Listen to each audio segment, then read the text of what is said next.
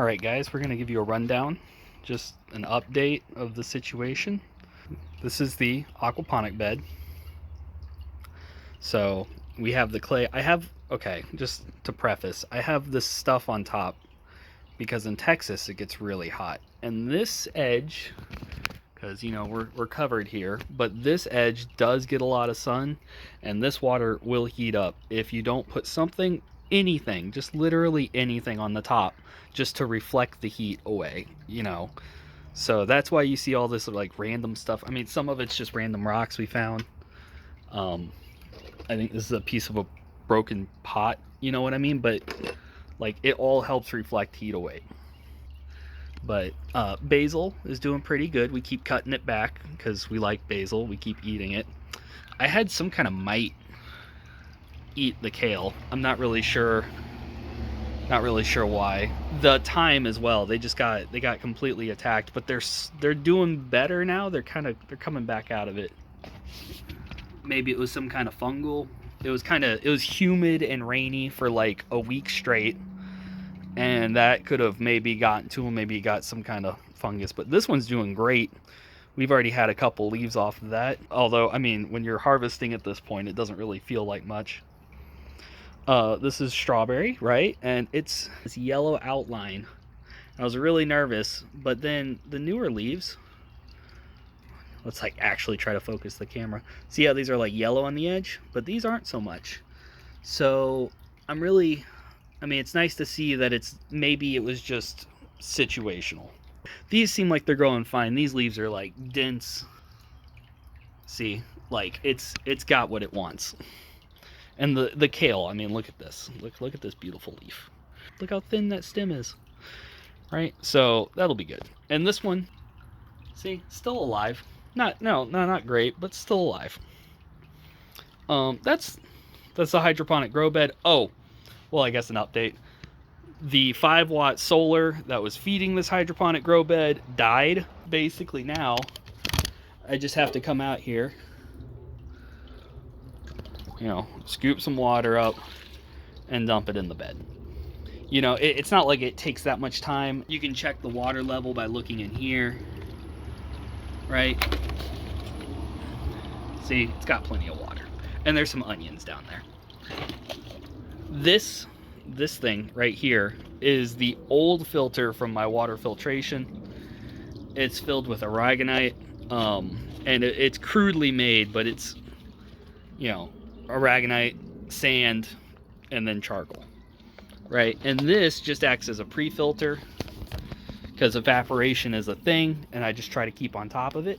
And the gutter just kind of sags right here. You can see where those leaves are is actually a low point. So it just drips into here. I simply take, see, nice clean water. Has some tannins. It's really not a problem. People are saying that like, oh, you shouldn't get, okay, you see all this leaf litter and stuff.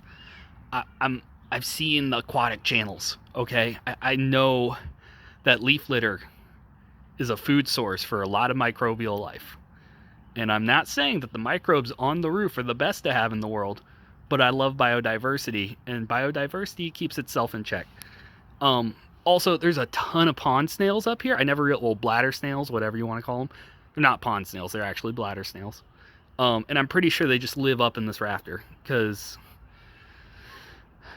there's really like it's a never-ending fight when you have 2 oak trees, and these 2 are the same tree, and this tree is old. These trees are very old, and they create a lot of leaf litter, which is the only reason that half of my garden even exists, right? Because I can fill these buckets up, put a little bit of sand on there, grab some clay from the ground, and I have almost perfect soil. About it's leaf litter. I mean, you feed it to the shrimp and the plants anyway. The goldfish will eat leaf litter off the bottom of the tank. There's really no reason to be peeved out by the leaf litter. Justifiably, the only thing of concern is that because you're getting roof runoff, there could be toxins in the roof, and they could leach these chemicals out, right? And they could kill your fish, and they could poison you and do all this horrible stuff. I think that is a situational thing. I live in the city. I'm not saying we have the cleanest air, but we're also not in the middle of downtown, right? If we were in the middle of downtown, I could totally understand that the fumes and stuff would kind of collect and just get all this nastiness, and you definitely wouldn't want to use that. But if I can't collect the rainwater off of my own roof, and like, let's say, okay, it's tar, right? But for the most part, if it's just tar, then that will just be eaten out by microbes anyway, right? The same thing in this gutter will eat all of those tar bits, right? It's just nutrition for something else. Now, I'm not a scientist, right? Take what I say with a grain of salt. That's not saying that leaf litter cures tar. I'm just saying, once again, I don't really care. It is not a deterrent for me to make that free. And the fish in here, they've been in here for months. The little baby fry are living. The guppies we got hundreds of guppies now. The giant goldfish are doing fine. So I refuse to believe that in my situation, in this scenario, that the roof water coming off of this roof is in any way toxic, right? So I think if you have a house, and as long as you didn't put that roof up like 2 years ago, right? This roof has been on for like 10 years now, which is another thing. If you had a brand new roof, then yeah, it would probably be leaching chemicals all the time. But if you have an old roof with an old house that's been rained on for literally 20 years, had one roof job in its time over 10 years ago, I just don't see, I think it's a blown up concern. Much like they blew up water conditioner as you need it to have a fish tank. Anyway, we're getting into spicy topics. Let's go back to the garden update. This is catnip. We grew a giant thing of catnip. We have 2 cats. We want the cats to be happy, and it does so much better outside than in the grow tent. If I can get this to propagate back here somewhere, this could just flush out with mint, and especially if it was catnip, I'd be fine with that. We have our jalapenos. I did a harvest video. You can go check it out if you want. I just cut all the little ones, but if you can tell, we got some nice ones. And then we got the chard and the tomato plant. I repotted 3 of these pepper plants, so they're doing all right. They're adjusting. I just transplanted them, so they're kind of like in that phase. But in a week or so, they should kind of perk up, be real nice. Malaysian spinach is coming back. It really likes the heat, and it hasn't been that hot here so far. It's been oddly mild. And if y'all saw in the other video, the asparagus and potato abomination, I'll let that one speak for itself. And then over here we have more jalapenos. I am noticing, because I crammed 3 shishito plants in here, right, that I'm having some, I believe, crowding issues. Because these 2 obviously doing a lot better than that one. So this one needs to come out. I think this one jalapeno plant could probably take up this entire container and be producing quite well. Nonetheless, I do have some calcium issues still persisting, but I think because I've already fertilized this with calcium, we have chickens. So I take the eggshells and I can either mix them with a little bit of Epsom salt or just add pure eggshell, or grind them down into powder, right? Mix it with vinegar, add that. I got options, right? I can take the eggshells and put them in my mineralization tank over there. Okay, so the calcium, there's many sources of calcium for this. However, they're still calcium deficient. So that's why I think overcrowding in this is because, I can add more eggshells, and I have. You can see the newer leaves. They're it's got some nicer newer leaves, right? But in the end, it's still just not enough. So I got to take one of these plants out, which will reduce the need for calcium in this pot, thus solving my situation, because my chickens only produce 2 eggs a day. I only have 2 chickens, so is what I mean. I guess if a chicken made 2 eggs a day, you'd be like, breed that one, give me that one. This plant had, I don't know, it might still be suffering a bit from calcium, but I added some eggshells and it started throwing off all these flowers. So it's coming back. It's being nice. We got the lemon trees over here. These 3 brand new. This one was being all weird and spindly and stuff, and then I added this cast iron pan to it. I mean, I've added wood ash. It just didn't really help anything until I added this cast iron pan, and then all of a sudden this thing has just absolutely exploded. I mean, this leaf is like brand new. This entire leaf, pumping out the leaves. So I'm really happy about that. I don't know if the soil is iron deficient, but you know, I added the cast iron pan. A week later, it's just doing happy. I you know. So I added one to this too. This is really what the plant looked like before I added the cast iron. However, this is a cutie orange seed. I don't think it is a. I don't think cutie oranges are normal, but I don't know. It's doing okay. I got this little tiny cast iron in here now, just in case it was that. But this one has been in this pot for a while now. I think this one just needs to be repotted because it has been in that container for like 2 years now, and it's just been chilling. You can grow pothos in Texas, confirmed. The zucchini plant is unfortunate. I was over here with the zucchinis, you know, in this essentially a compost pile, and one of them had just keeled over and died, and I was like, what the hell? And so I went and I looked at it, and it had gotten attacked by those things. I don't really know. I don't. Maybe they are squash beetles. It's probably a squash beetle, but they climb inside of the vine and just turned it to mush. So, or something turned it to mush. Anyway, I pulled up the plant. It literally just broke in half. However, waste not, want not.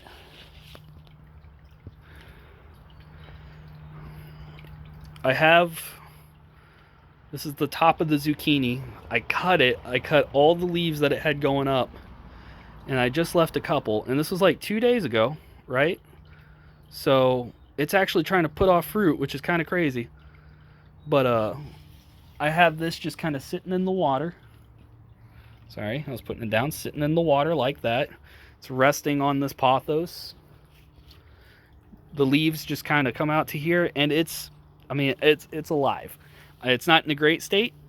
Call it plant dialysis, but if that can root out and just continue to grow, and I can save a plant, that is infinitely more valuable than trying to start one from seed again, right? Just because I picked it up from there and moved it to there. Cost me no time. You should give it every opportunity it can, because you would be surprised how much time and effort is wasted by all these gardeners that go out, they plant all of this stuff, kill half of it, and then when they don't like something, they rip it up, throw it away. Right? Like, let's grow plants effectively. You know, let's not just tarnish everything and waste our time, right? When you plant something like this pothos, give it a home. And we got strawberries. I don't know. Oh, there is. You can just tell there's a little tiny green bud in there. Anyway, I got our first strawberry of the season right there. It gets fish water like all these other plants. Whenever I need to water one, I just come over to the fish tank, grab some water, make sure there are no guppies in it, and water the plants. This is a very sad cherry tomato. But you know, in previous statements, it's from last year, and like, what is the point in planting another tomato plant? I mean, I have planted another tomato plant. That's just because I say this doesn't mean I'm not planting a new one, right? And this one is obviously not doing as good. But if this even produces one tomato, it cost me nothing to leave it in this pot, right? I mean, what? Some water from my free fish tank and some time to just kind of move it around so it doesn't get completely dead. Oh, yeah. See, like, it's... So, I don't know. Save a plant. Try to keep them alive. Like, look at this guy. I'm not saying he's a mass producer. Look at this. If you said, oh, hey, look at my tomato plant. Nice, dude, right? But it's alive. It's not doing good. But it is doing. right? So why even throw it away? It doesn't cost you anything to just leave it there. You know, that's what, oh, it bugs me. Bugs me so much. Zucchini plant is just doing absolutely fantastic. And now that the other one is gone, I have a feeling this one's just going to take over, which is fine. That's what I wanted it to do. This is undeveloped, obviously. My brother helped me. He came and took this row of bushes out, right? But it left kind of a lot of bramble, but that's not a problem because hugelkultur, we have planted a strawberry. Now, this looks sad and pathetic, and that's because it is. However, once again, if you notice, sticks, dirt, cost me absolutely nothing. So, yeah, right, this was what I started with, but right here, you scoop it to the side, put a bunch of sticks, and you scoop the dirt back on top.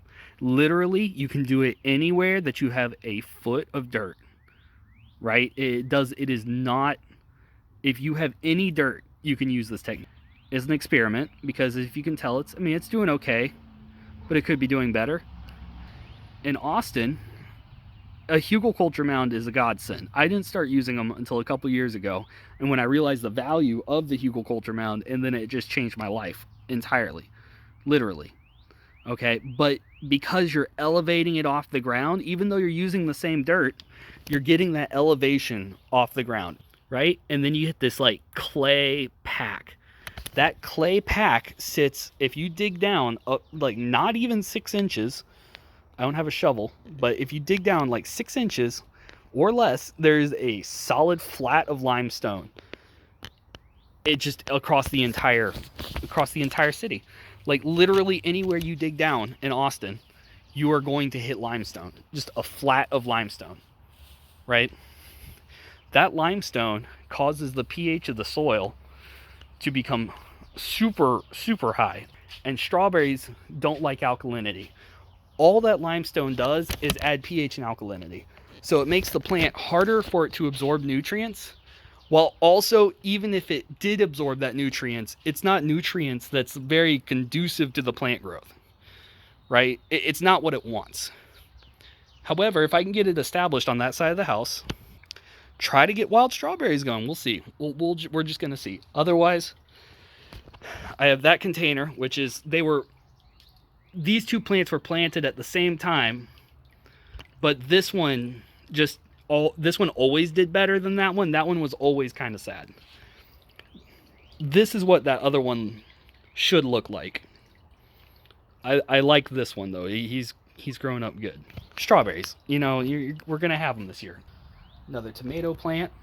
That one, you can tell, had a stem. I planted that in there. It died off and grew a complete new stem. And it's like I took the root system from that old tomato plant and I got a brand new tomato plant out of it. Didn't have to grow it from seed or nothing. I believe that's some Elysium. I'm trying to get some insects in. This is a pepper plant that I transplanted. I don't actually know what he was, but he's doing a lot better now that he's in here. This plant also doing a lot better. Oh, there you go. They're hiding. We got some pepper seedlings starting here.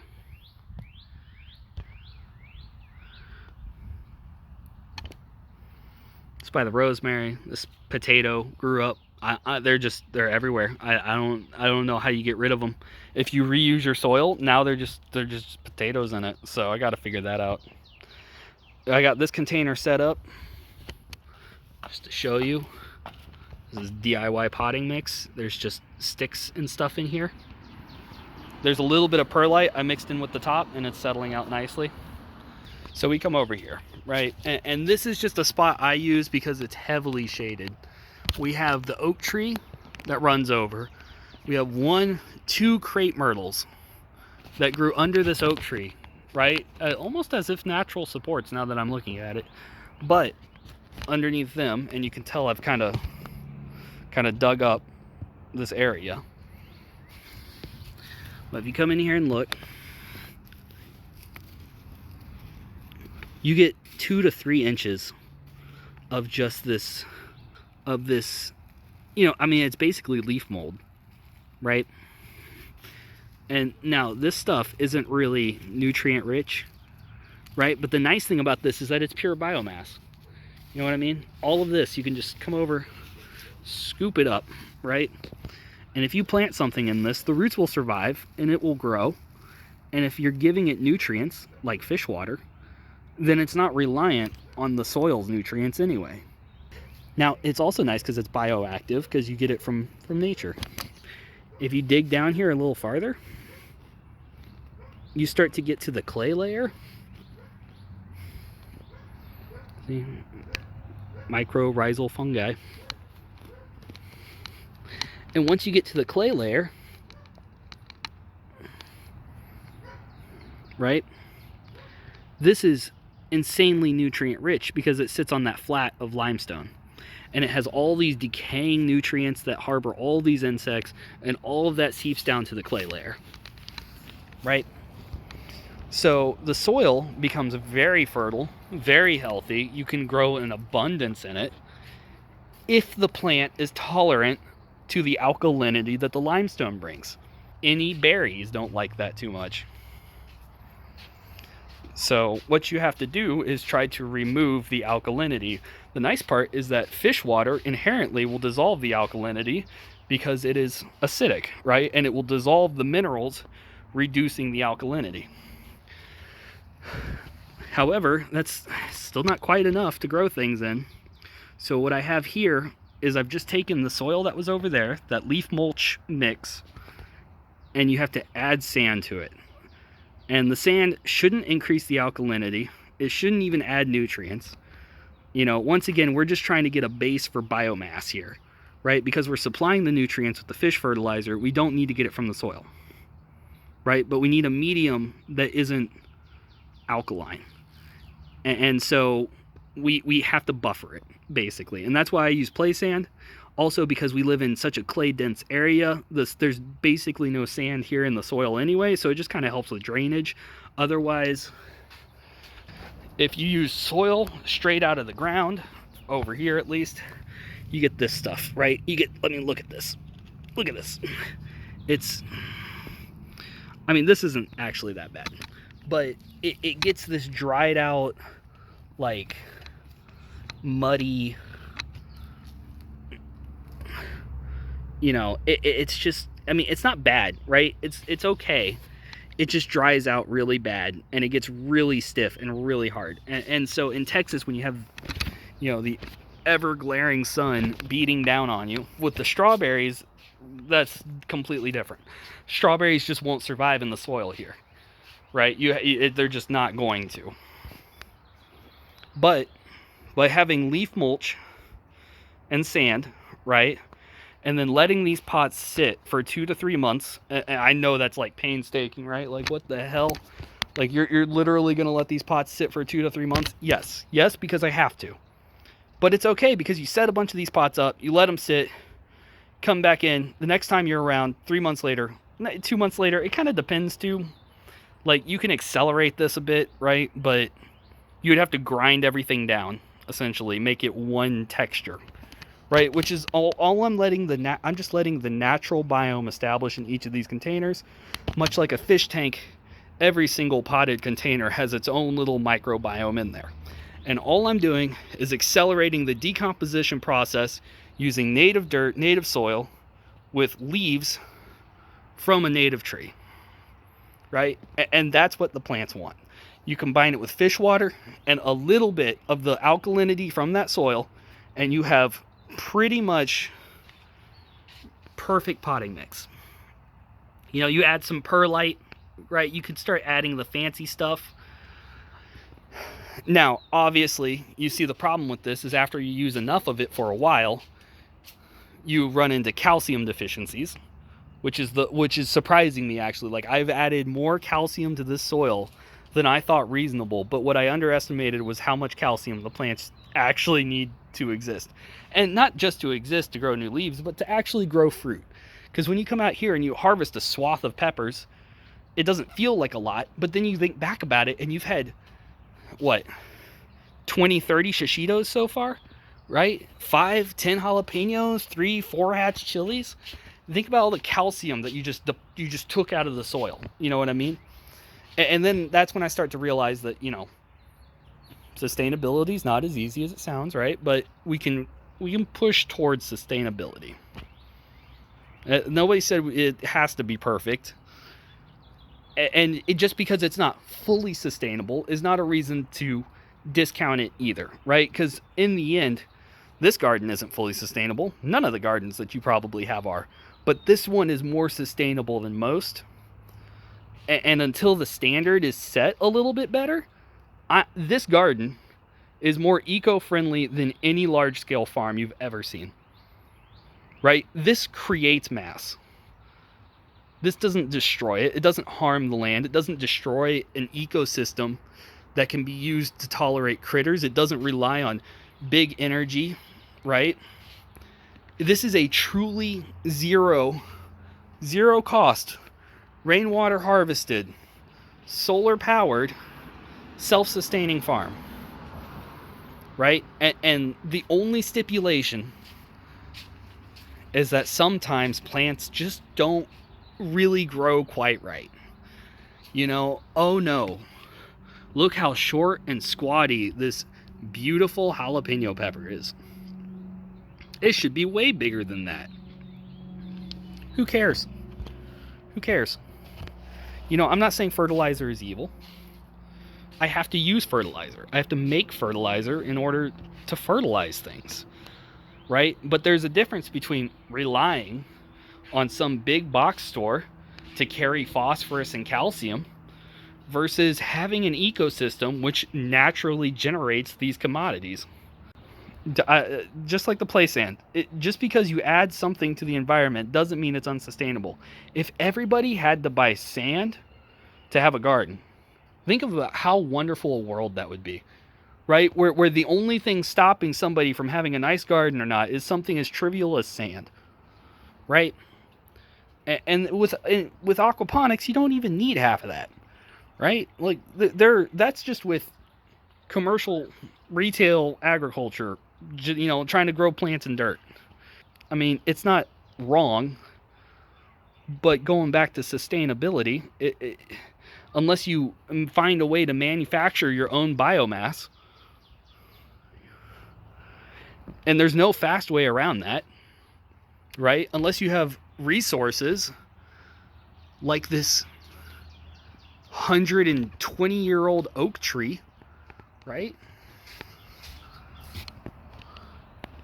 There are definitely parts of the garden that become very impractical. That's why, I don't know, I think there should be a push towards sustainability, because and I've built this out of trash. You know what I mean? It's literal trash. Okay? And I've made a garden that's more sustainable than corporate trillionaires. Right? And it doesn't feed as many people, but the amount of food that this produces for what it does cost, for the nutrients that it does have to take, it's the efficiency scale is light years ahead of almost any other growery. The fact is I can grow all of this, right? And it cost me the cost of seeds. I've never bought one at retail value in my life. I go to yard sales. I find them on the side of the road. I have family members that have just given them away. You shouldn't need to buy pots. I swear, if you just go out and look, you will find one. And it doesn't even have to be standard. You know what I mean? You can get anything. I get very disheartened when I see, especially a bunch of big time people on YouTube have these giant, massive gardens, whereas it's not wrong what they're doing, but it doesn't take into account just sustainability in general. What it takes into account is reliance on having to go and buy fertilizer and then try to, do this plant a certain way, using this certain fertilizer, using the certain method, using these certain products, right? It is literally a pigeonhole of product reliance. I forgot to say, this is the cucumber. There's also a tomato plant here. I mean, it's not doing the best. There's also a potato plant there. It's also not doing the best. The rain splattered down here a lot, actually, and it just kind of ruined that side of the container. This tomato plant was off of, right? So I took a clone off of him, waste not, want not, and I started him in here. He has been in here for like a month now, and he's not dead yet, but I wouldn't say he's doing good, right? But that's not the coolest part. This is a cucumber plant, right? And this is just a standard hybrid cucumber, right? I don't really know why the flecking. I'm not. It might be a genetic thing. I think it's a genetic thing. But it's either that or sand splatter. But don't know if y'all have noticed. But literally, is a bucket of sand.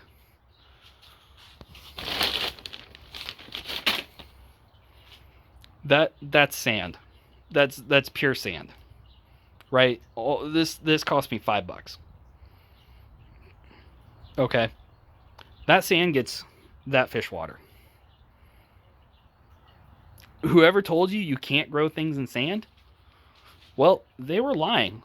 Now, they weren't entirely lying. It is harder to grow things in sand, right? Like, obviously, that's having a little bit of a struggle. The tomato plant was taken from a clone. Nonetheless, it is also having a bit of a struggle, right? But this cucumber plant, it just don't care, right? And it's not growing badly. This cucumber plant is only like a month old, right? Maybe a month and a half. It was a little hesitant on this leaf, but as soon as it made contact with this bar right here, it exploded. Right? And I feel like it's going to start winding its way around there. You know, and I've picked a few flowers off. I always pick the first few off. So, magical fish tank water. So, I have designed, I'm not saying it's a perfect system, but, you know, biodiversity is key. I went to the local creek and I got this moss. There's some weird, I thought this was nasturtium. It was growing in the middle of a creek. Not really sure what it is. And I thought this was watercress because it was also growing in the middle of the creek. But I'm not sure what that is. So I thought this was watercress. I thought that was nasturtium. And then I have these like mini elephant ears, dwarf elephant ears. And then some mint because I actually did kill that mint. Fuck yeah. And then so I just took a sprig of it because, like, let's be honest, if you're trying to propagate mint, you can't kill it, right? So I just put a sprig in there and it's growing back. It's not quite full force yet. It'd probably be another month or two, and then we'll have the full swing of the garden in action. You know, everything will be established. These plants will be nice and recovered. I'll have results on the asparagus potato experiment. These pots should be ready to plant with all those new transplants once I get them going. Yeah. So if I have one thing to say, is just fuck the haters. Keep growing. And if your plant's a little messed up, who cares? It still tastes good. Those peppers, they still taste good. So don't be scared by a little wonky pepper. Bye.